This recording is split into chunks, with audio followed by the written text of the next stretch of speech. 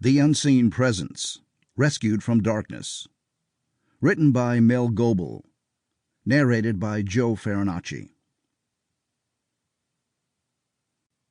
Chapter 1. Running Wild.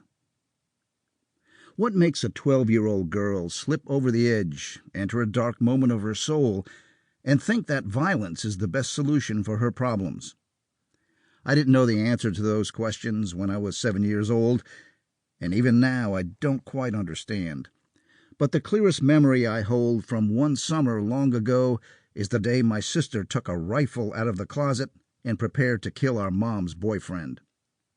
That dusty summer of my childhood was full of carefree days away from home as much as possible, growing up outside like some wild weed. The dirt roads of rural Alabama in the summer were my personal playground, along with meandering brooks and crooked streams that crossed my untroubled path.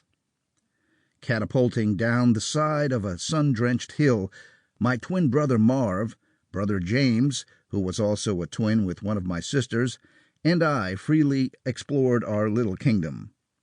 Out there, with deserted roads and tangled woods, we created a world of our own, happily away from the noise and chaos found inside our tiny wood-frame home.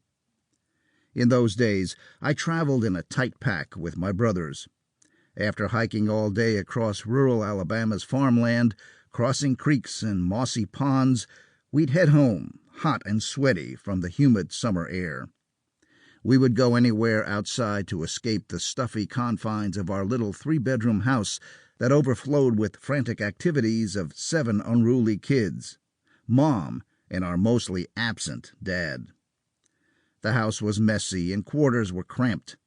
Outside our one-story home, away from Mom and our sisters, my brothers and I would fill the air with the crack and split sounds of our BB guns. Or we'd whittle down oak branches to use in imaginary sword play. Mom rarely interrupted us during our play to draw our attention to something else. She'd usually be waiting on customers who had pulled up to Goebel's Grocery, my family's gas station dry goods store attached to our home. The tiny grocery served as a nucleus for rural folks about 15 miles outside of Decatur, Alabama. For my siblings, that store was the center of our universe. But not for our parents. Dad was on the road most of the time, driving a semi.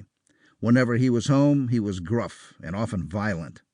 If Mom was not preoccupied with waiting on grocery customers, she was away from the family, perched somewhere on a bar stool. Sample complete. Ready to continue?